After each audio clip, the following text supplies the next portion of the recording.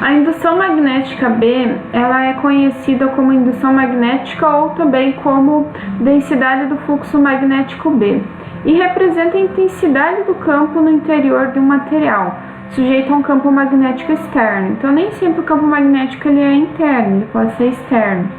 E essa indução magnética no vácuo B0, ela equivale à permeabilidade magnética do vácuo multiplicada pelo que nós vimos anteriormente, que é o fio retilíneo, H.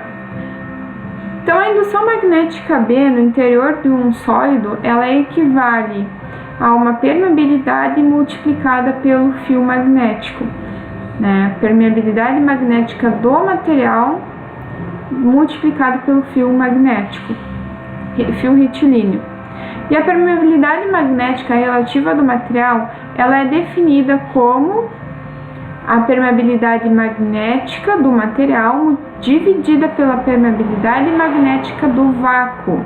Então, aqui nós temos várias formulações e que tem suas exemplificações, em que o I, que nos traz a corrente elétrica, são as voltas, o L, o comprimento, aqui o H, então, o fio retilíneo, N é o número de voltas. Aqui a gente está podendo observar a questão do fator B, que é essa indução magnética que está acontecendo devido ao todo esse procedimento magnético de um material. Claro que não são todos os materiais. Então, cabe alguns comentários importantes com relação à expressão B igual a permeabilidade magnética do material multiplicada pelo fio retilíneo, que pode ser pensada como sendo um análogo magnético para a lei de Ohm da eletricidade, que é a questão do sigma multiplicado pelo módulo de velocidade, tensão módulo de velocidade. E o campo magnético H versus o campo elétrico, né, vice-versa, pode-se dizer que o campo magnético ele representa um gradiente de energia. Por isso que a sua unidade no Sistema Internacional de Medidas é dada por ampere/metro. A indução magnética B e densidade de corrente J, pode-se dizer que a indução magnética ela representa o número de linhas do campo magnético por unidade de área do material, tendo como unidade do Sistema Internacional o Tesla, Weber por metro quadrado.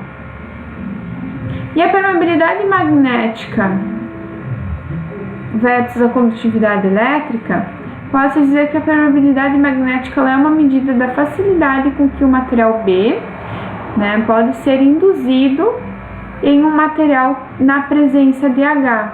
Então, o material dito como indução magnética para um material com fio retilíneo. E uma diferença importante é que, enquanto a condutividade é uma constante característica do material, a permeabilidade ela varia com o H. Na magnetização, que é conhecida pela letra M de um material, indica-se como o produto ou como o material ele responde a um campo magnético externo.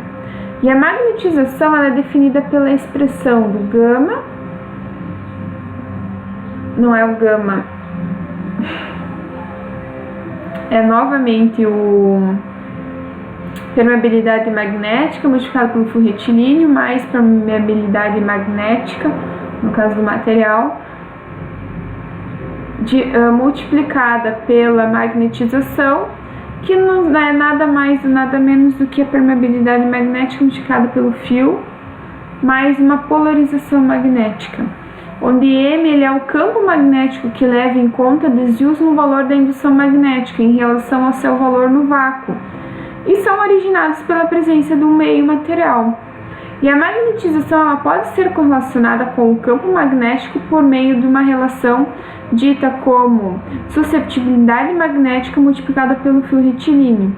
E quando combinados as equações 1 e 4, nós obtemos a permeabilidade menos 1, que equivale à susceptibilidade magnética.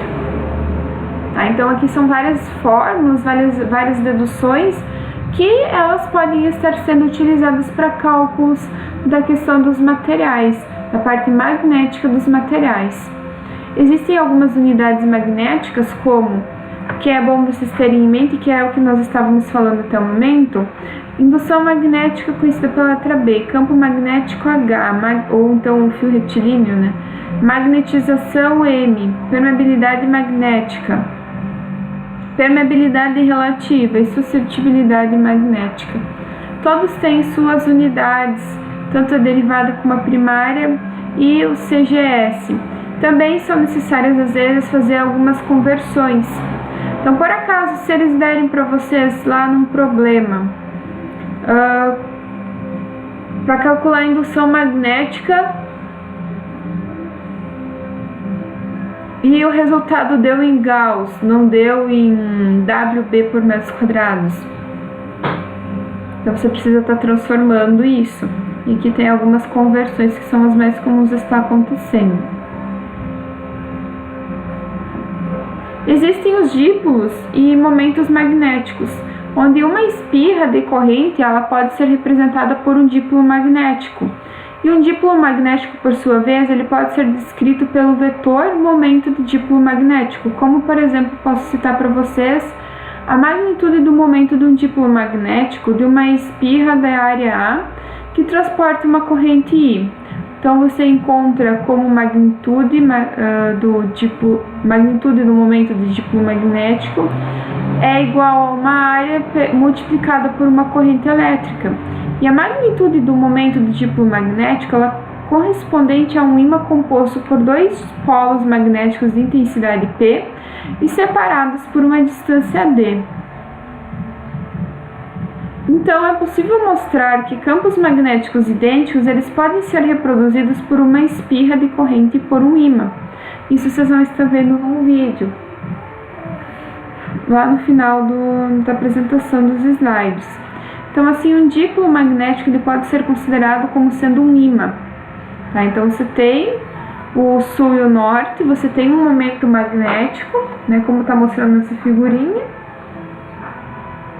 E, como a gente viu anteriormente, ocorre do sul para o norte todos os processos magnéticos identificados por uma flecha.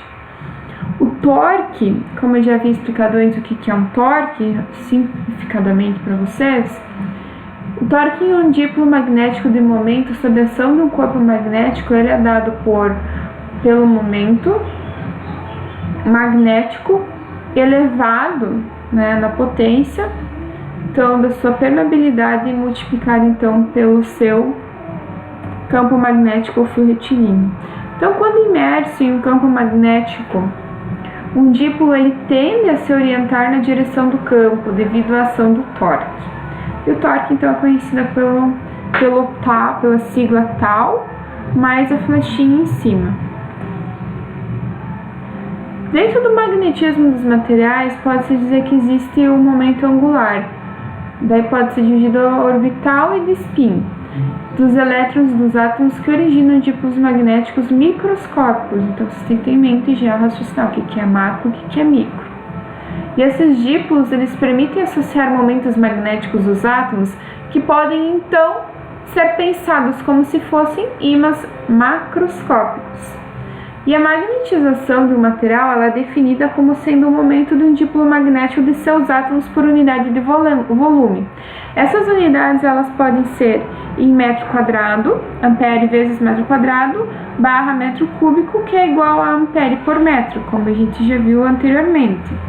Então, dependendo da origem desses dípolos magnéticos e da natureza da interação entre eles, esses materiais eles podem ser classificados como diamagnéticos, paramagnéticos, ferromagnéticos, antiferromagnéticos e ferrimagnéticos, que foram aquelas imagens vistas no início da apresentação da aula de hoje, que vocês conseguiram ver os elementos, o que é cada um desses elementos que eu acabei de citar.